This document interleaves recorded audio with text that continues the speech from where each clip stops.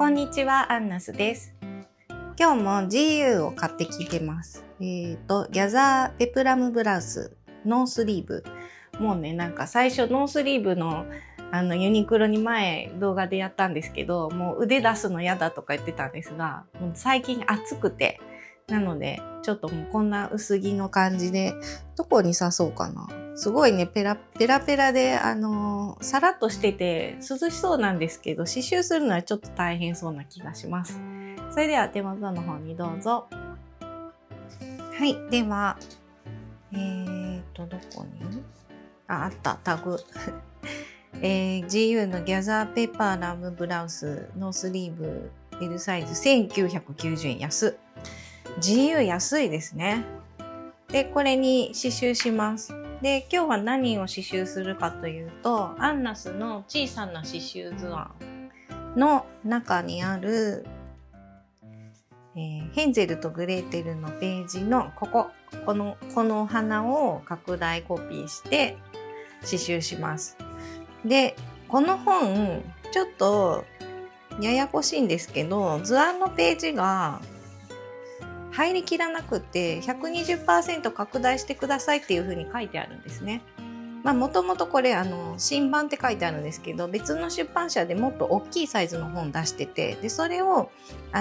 ちょっと図案を作り足して、でこの本にしたんで、ちょっとね小さくなっちゃったんですよ。いろいろ都合があって。なので図案載せてるのはこれちょっと縮小して載せてるんです。なのでややこしいですけど、今日はまず120% 拡大して実物大にします。ちょっとね、これ小さいので。で、120% 拡大したものを、さらに 200% いつものやつですね。200% 拡大したものを用意してください。これで刺繍していきます。ということで、120% まずやって、200%、2回コピーしますんで、よろしくお願いします。で、今日はいつもの通り、スマプリですね。スマプリで刺繍していきます。もうチャコペーパーで写すと、これすごいテロンテロンなので、もう無理ですね。刺すときに刺しにくいと思います。もうシールで固定しちゃいます。で、A4 サイズが2枚入ってるんで、もうちょっと端切れから使っていきます。で、もったいないんで端っこから使っていくんですけど、ちょっと一旦服は置いといて、端っこは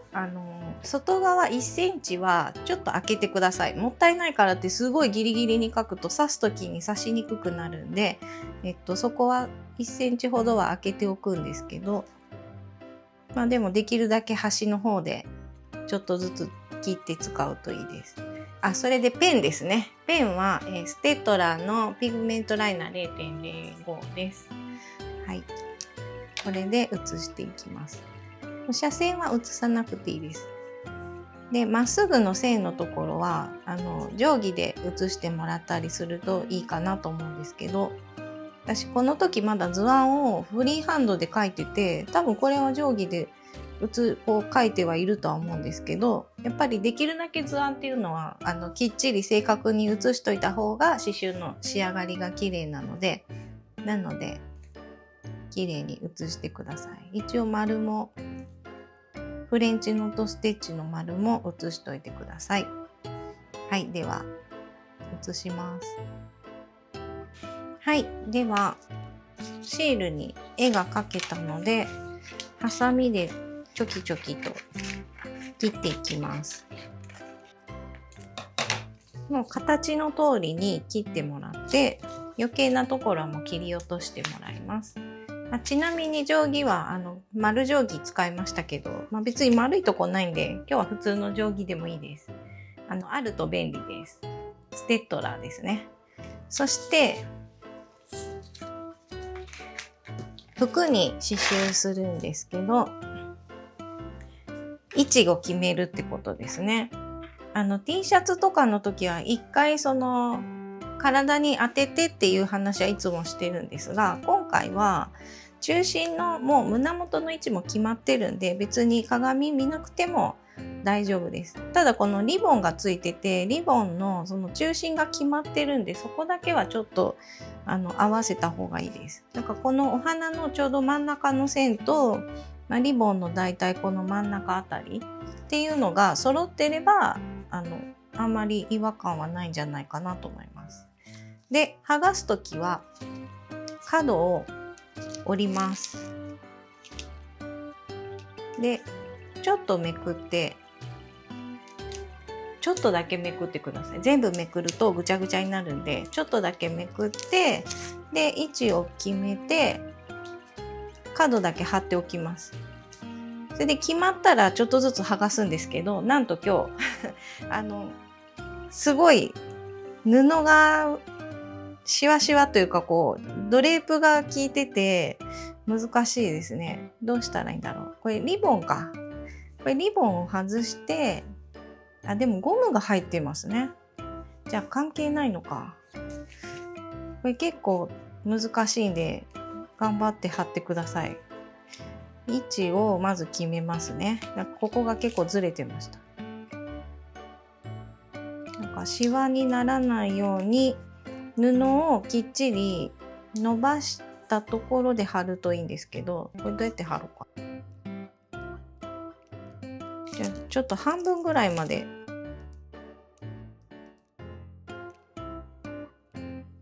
めくろうかな。ちょっと半分ぐらいまでめくって中心をまず決めます。この辺かな。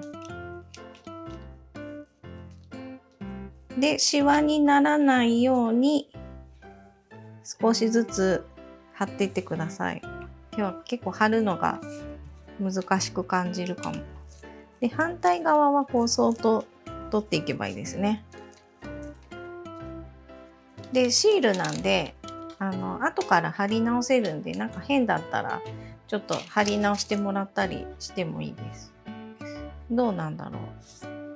ここが平行になってるかですよね。でも来たらね、わかんないんですけど、だいたい下から 9.5 センチぐらい。お、9.5。こっち10になってる。まあ。意外と、いつも歪む私が意外と大丈夫でした。こんな感じでじゃあ貼ったので、これで刺繍していきます。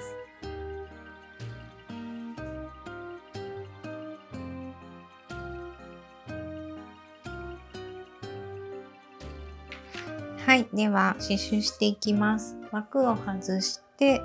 真ん中のお花から刺繍していくので、真ん中のお花に枠をはめます。今ちょっと赤いのがついてるんですけど、ちょっと一回さっき取ったんですけど、刺し順が違ってたんでちょっとやり直してます。なので気にしないでください。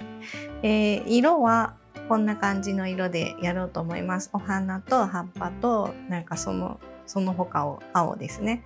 で、お花が赤なんですけど、ここの葉っぱは緑なんで、これは使いやすい長さの65センチにカットしてます。で、タグがついてる方から引っ張る。1本ずつ抜きます。番号は概要欄に毎回書いてるんで、よかったら同じ色にしたい方はそちらを参考に見ていただくといいかなと思います。で、刺繍糸は使いやすい長さの65センチにカットする方法はいちいち長さ測らなくても簡単にできる方法っていうのがあるので、過去の動画を見ていただけると助かります。で、今日はサテンステッチでやるんで、最近ずっとチェーンステッチが続いてたんで玉留めで始めてたんですけど、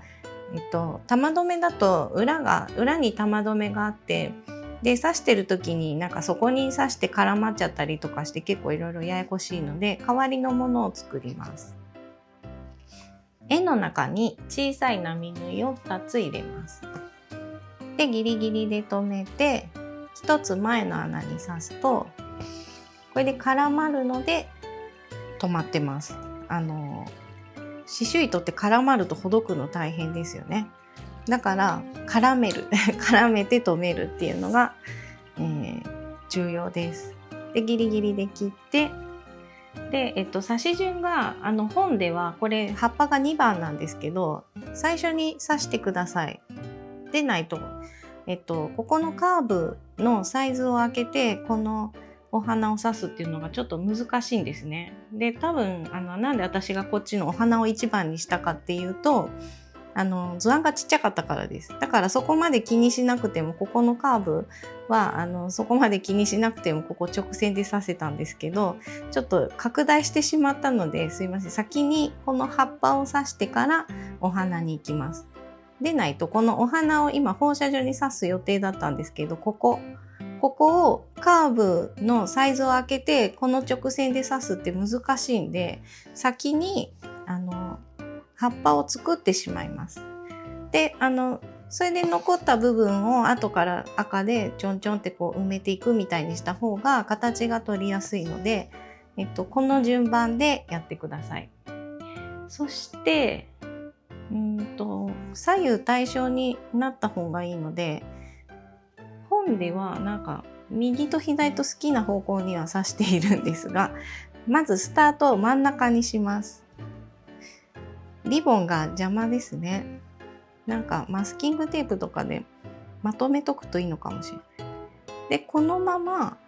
隣に刺していくんですけど、ちょっと飛ばします。ちょっと説明のために飛ばします。後で埋めますね、この間。ここは平行に縦に横にずっとこう埋めていくんですけど、この辺ぐらいになってくると、このまま行くと先が小さい点々になってしまうんで、もうちょっといけるか。もうちょっと縦に。サテンステッチっていうのは基本的にはその一つの塊はずっと平行に同じ方向で刺していくっていう風にしないと、好きな方向にぐちゃぐちゃ刺してると変になるので、そこは大事なんですが、滑らかに向きが変わるのは OK なので、ここからもうこの端っこですね、こっからちょっと斜めにします。糸の端が頂点になるようにセットしたいんで、上は隣に刺すんですけど、下はちょっとこう斜めになるように刺していきます。で、今ちょっとざっくり刺してるんですが、こんな感じで、隙間が空いてますよね。で、この隙間を後から埋める。普通に刺しててちょっとスカスカな人は後から見て上からどんどん足していくといいんですけど、同じことですね。こうやって後から足して、で、あと残りも後から足してください。仕上がりがしっかり色が乗ってる状態、もりもりこうたくさん下の布が見えない状態になるまでしっかり刺してれば OK です。だから必ず隣に刺さなきゃいけないっていう決まりはないので、もうこんな感じで埋めて、仕上がりが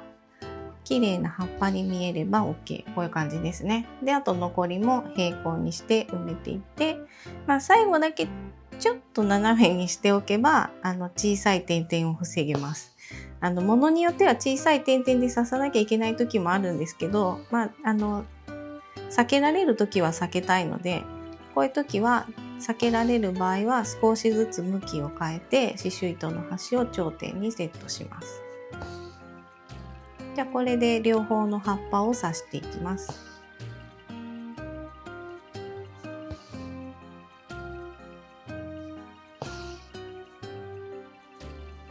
はい、では葉っぱが出来上がりました。ちなみにここにリボンはマスキングテープで今ちょっとぐちゃっと適当に巻いてます。これやるとだいぶマシですね。で、終わらせるときは裏に絡めます。裏の糸をぐちゃぐちゃっとすくって、たくさんすくったら1回ぐらいでもいいんですけど、心配な場合は2回ぐらい絡めておいて、もうこれでギリギリで切って大丈夫です。で、次にここの花びらを刺していきます。で、続きを刺すときは裏に絡めます。並縫いしてもいいんですけど、こうやって裏に絡めて、もうこれで止まってるんでこっちのが楽ですね。これちょっと長いとこだけ切っておいて、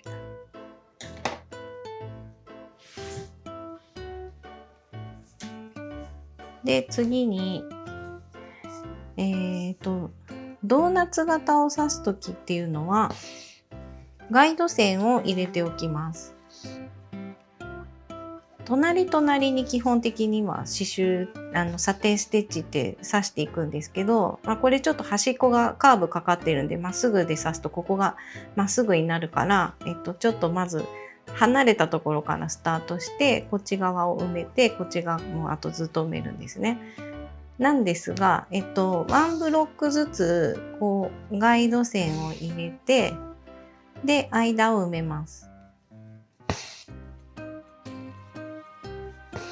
隣に刺していくとだんだんその放射ってここに中心の点があったとして、そこを中心にこう放射になると思うんですけど、その放射がだんだん綺麗にならないんですね。なんか曲がってきてすごい斜めのステッチで埋めてるみたいな状況になってくるので、それを避けるために、ドーナツ型を刺すときは必ずこうワンブロックずつ、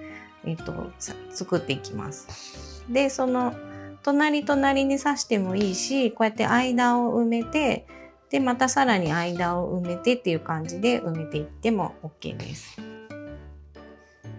要はこうしっかり色が乗ってれば OK なんで、刺し順手順っていうのは別に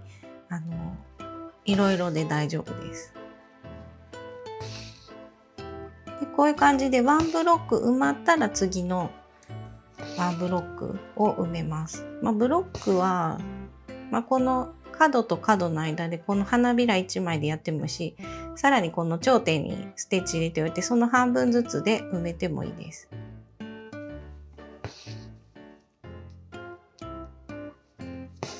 でこんな感じで埋まりましたね。でこっち側、この葉っぱの際のところはその直線で表すとなんかここのカーブがせっかく綺麗に刺してあるのにもったいないんで、少しずつ足します。ずっとここもサテンステッチで刺したという設定なんで今説明してるんですけど、ここから端から出して、で最後に作った刺繍糸のめくってちょっと下に入れます。で反対側もちょっとめくって下に入れる。でもこれだとなんか変なのでもう一回上からちょっと足したり。でも足すとここがねこうまっすぐになってしまうんで、またぐいっと曲げて刺す。ここを端から出してぐいっと曲げて刺すみたいな感じのを入れるとちょっとこうカーブが見えるかな。でもこうなるとこの真ん中の穴が気になりますね。ちょっと足しておこうかな。要はここね、せっかくカーブを作ったのに直線で表したらもったいないんで、そこのカーブをちゃんとこう表現できるようにこの赤い刺繍糸で調整していきます。であとはもうさっき説明したように放射状にずっと刺していくので、これで全部埋めていきます。はい、では出来上がりです。お花ができました。で次にコーチドトレリスステッチ、をしていきます。まずちょっとね下書きより本数増やしました。ちょっと少ないかなと思ったんで、こっちの斜めは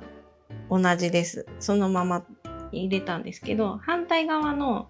斜めが2本しか入ってなかったんですけど4本にしました。そしてまず片方を全部こ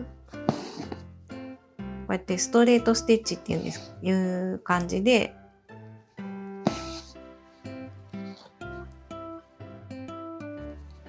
なんかランダムにしないでもうこの片方の斜めをまず入れる。でまた反対の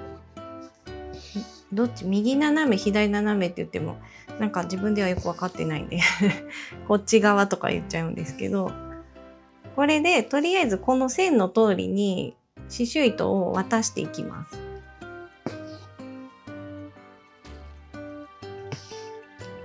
で、これだけだと動くので、留めのステッチを入れるっていうことで、名前がコーチドトレリスっていう名前になるんですけど、まず渡して、これで、一旦この4本取りでしました。すいません、言うの忘れてました。これ4本です。さっきサテンステッチは全部3本でやったんですけど、コーチドトレリスはまず4本で斜めに渡して、で、今1本取りなんですね。1本取りで、このバツになっている交差している部分に横向きに留めます。で、なんかこう色変えたりとかして、ここも装飾として使う場合はなんか縦と横と留めたりとかすると十字になって可愛いんですけど、今回はそこまでしないので、とりあえず全部この交差している部分を横向きにのステッチで留めていきます。こうしたらここが止まるから使っていても動かないですね。やっぱリボンがリボンにいちいち絡まっちゃう。これで全部留めのステッチをやっていったらお花は完成です。はい、ではできたので、今度は青で3本取りでアウトラインステッチを刺していきます。線の刺繍です。まず1目作ります。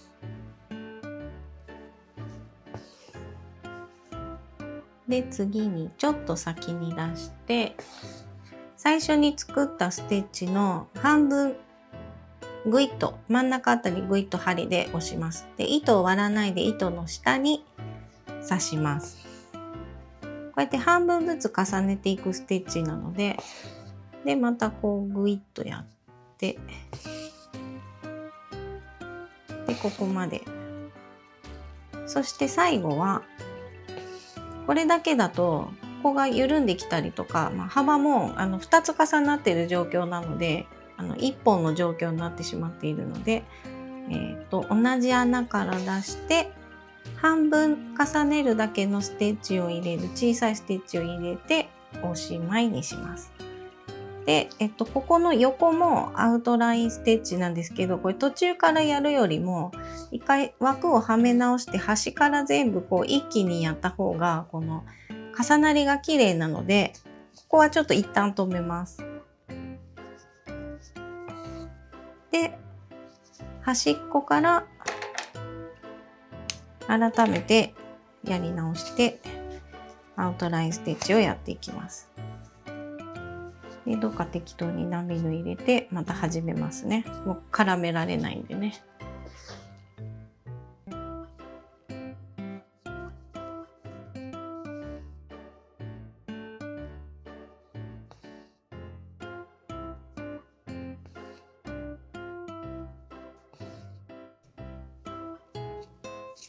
はい。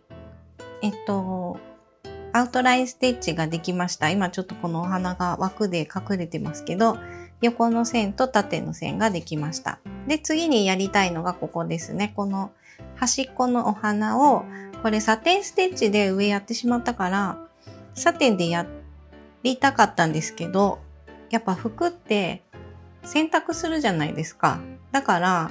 サテンステッチはいいんですけど、これ長さが長すぎるからどっち向きに刺しても途中でロング&ショートステッチっていうステッチを入れなきゃいけなくなるんですね。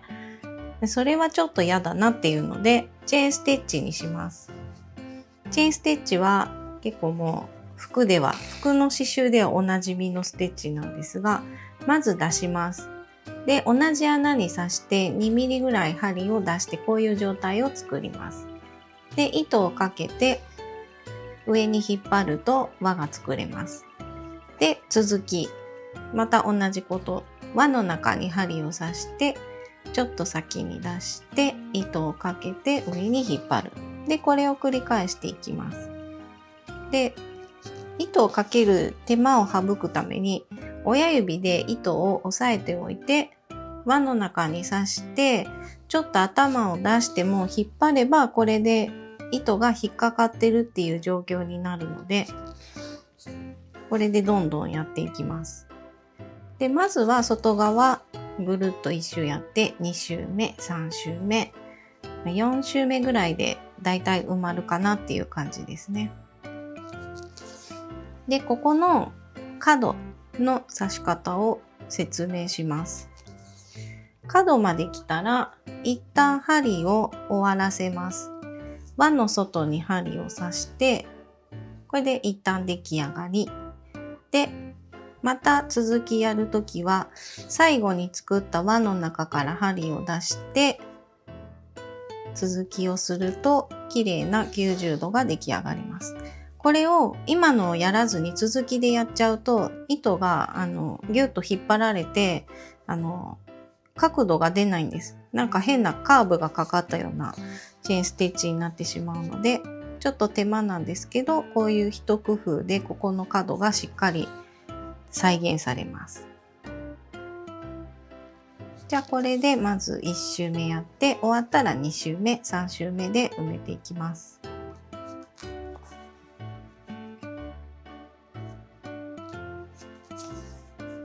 はい、ではできたので今度は葉っぱを刺繍します。葉っぱはサテンステッチでやりたいんで、さっきの葉っぱとよく似た状況にはなるんですけど、スタートをちょっと斜めにします。でこのまま平行にずっと刺していくと刺繍糸の端が頂点になるので、これでもう頂点っていうことにして、であと戻りながら斜めのまま平行に埋めていきます。っていうのを葉っぱ全部結構いっぱいありますけど全部やって先をできるだけ尖らせて刺繍していきます。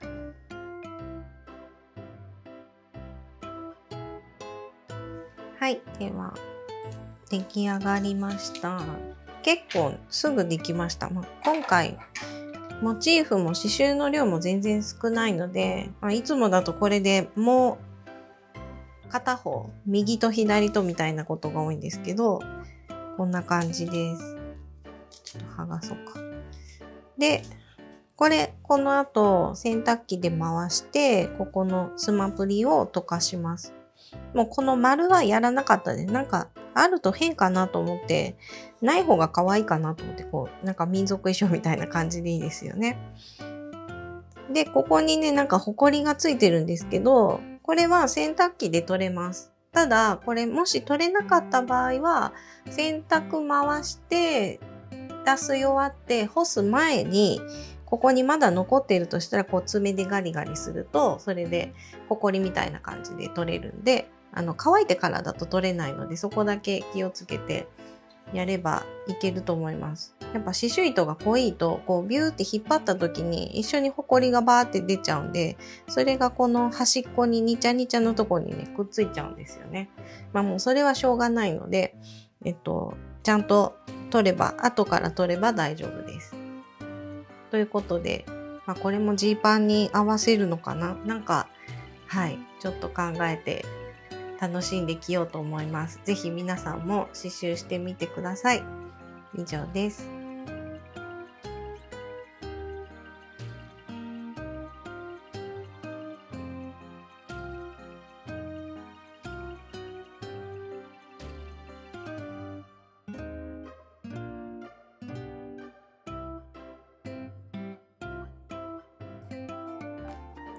いかがでしたか？チャンネル登録といいねボタンをよろしくお願いします。あと会員制のサイトを私が運営していて、毎月の刺繍っていうのを、やっています。で月600円なんですけど、毎月新しい図案を一つ作ります。で過去のもダウンロードできます。あと毎週限定ライブもやってます。でそれも過去のも全部見られます。であとは抽選会って言って私の作品もう使わないやつとかを抽選で皆さんにプレゼントしているんで、それも皆さんなんか楽しそうですね。ライブでやってるんで、世界中から参加できますっていうのをやってるので、もしよかったらそれに入っていただいたりとか、あと刺繍教室をここでやってます。でここの1階はお店になっていて、金曜日と土曜日空いてます。ちょっと夏休みはお休みなんですけど、9月からまた再開します。あと通販でもやってるので、来られない方は通販で材料とかキット買ってください。それではまたお会いしましょう。さようなら。